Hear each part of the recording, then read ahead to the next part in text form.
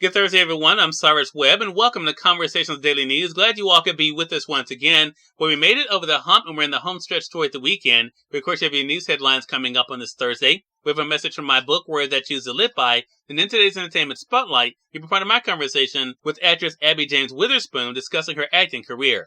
Enjoy today's broadcast. For Conversations Daily News, I'm Cyrus Webb with your Thursday headlines. In international news, Ukrainian flag raised in retaken city after Russian retreat. Hand on heart, Ukrainian President Zelensky watched his country's flag rise Wednesday above a recaptured city, making a rare foray outside the capital that highlights Moscow's embarrassing retreat from a Ukrainian counteroffensive. Russian forces left the war-scarred city last week as Kyiv soldiers pressed a stunning advance that has reclaimed large swaths of territory in Ukraine's northeastern region. As Zelensky looked on and sang the national anthem, the Ukrainian flag was raised in front of the burned-out city hall. After almost 6 months under Russian occupation, the city was left largely devastated, with apartment buildings blackened by fire and pockmarked by artillery strikes. A gaping hole and piles of rubble stood where one building had collapsed. The view is very shocking, but it is not shocking for me, Zelensky told journalists, because we began to see the same pictures from Bucha, from the first de-occupied territories. The same destroyed buildings killed people. Bucha is a small city on Kyiv's outskirts from which Russian forces withdrew in March. In the aftermath, Ukrainian authorities discovered the bodies of hundreds of civilians dumped in streets, yards, and mass graves. Many bore signs of torture. Prosecutors said they so far have found 6 bodies with traces of torture in recent retaken regions. The head of the prosecutor's office said bodies were found in other villages about 35 miles southeast of the city that's been retaken. We have a terrible picture of what the occupiers did, said the Ukrainian prosecutor general, listing places where the Ukrainians have alleged Russian forces committed atrocities. Local authorities have made similar claims in other areas Russia previously held, but it was not immediately possible to verify their information by the Associated Press. They have not yet provided evidence of potential atrocities on the scale described in Bucha, where the number and conditions of civilian casualties prompted international demands for Russian officials to face war crime charges.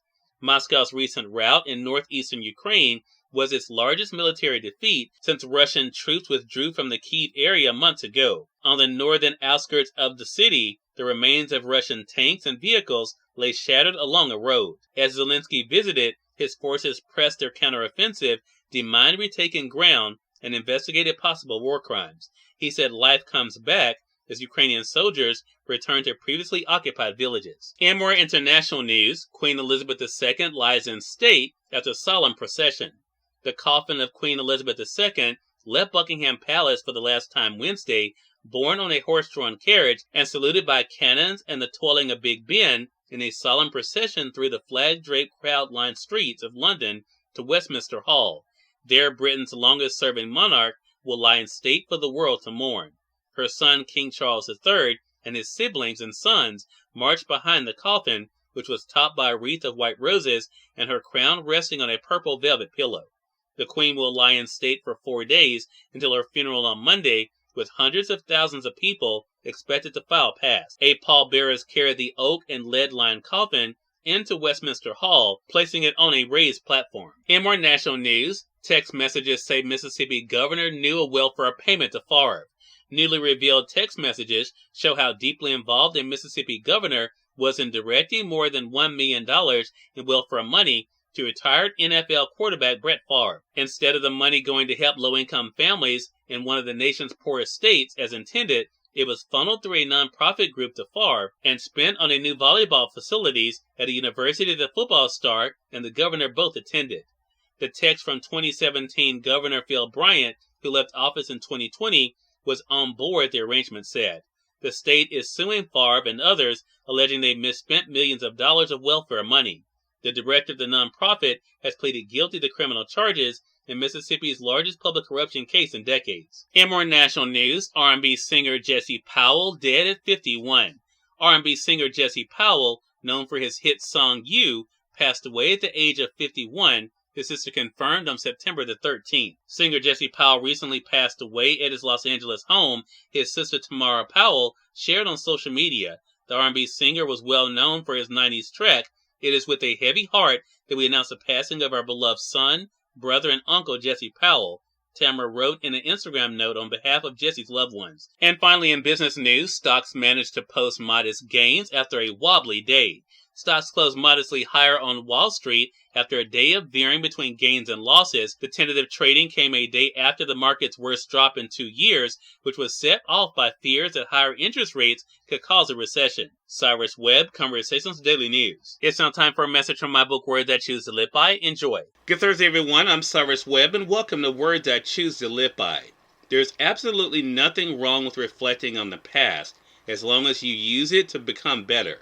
Your best days are not behind you, they are still ahead, waiting on you to live them. Have an amazing Thursday. Abby James Witherspoon is featured in today's Entertainment Spotlight. We're here on Conversation Daily News. For Conversation Daily News, I'm Cyrus Webb with the Entertainment Spotlight. Abby James Witherspoon joined me on Conversations Live, the radio show, to talk about her extraordinary acting career and being a part of Secret Headquarters on Paramount Plus. Here's a bit of our conversation. So let's talk about this. 7 years. I mean, it's hard to believe, the things you've been able to do in that short amount of time. What has it been like for you to be able to kind of reflect on your acting journey so far? Well, I think it's incredible. I think it's so funny. I haven't thought about that the Hot Pursuit premiere, I guess, was 7 years ago. That was the first acting job that I was ever able to be a part of and be in. And basically, my aunt asked me to play the younger version of herself in Hot Pursuit. And I was only on set for a day, but I just fell in love with it and being in front of the camera. And I knew that that's what I wanted to do. And so after that, I begged my parents to let me get an acting coach and get agents. And so I started doing that. And I mean, it's been a crazy journey of a lot of auditions, a lot of rejection, but that makes a lot of the yeses really incredible. And so then I did some Christmas movies, which is super fun, and then I ended up booking Secret Headquarters, I think, 2 years ago, and that was really incredible. Yeah. One of the things I noticed, Abby James, on your Instagram, of course, you were there with the premiere of Secret Headquarters, but also I've seen you, at the premiere of other projects, supporting other actors as well. So what has that been like for you to have your friends being able to support you, and you all support them in their acting journeys too?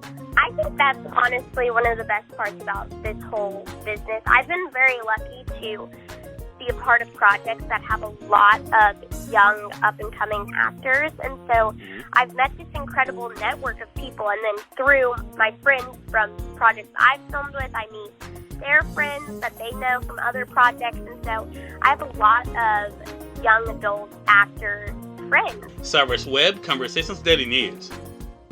We thank you all for tuning into this edition of Conversation Daily News. We'll get on tomorrow to wrap up this week. Until then, I'm your host, Cyrus Webb, saying as always, enjoy your day, enjoy your life, enjoy your world. Thank you all for choosing Conversation Daily News today. Now let's go make it a great one.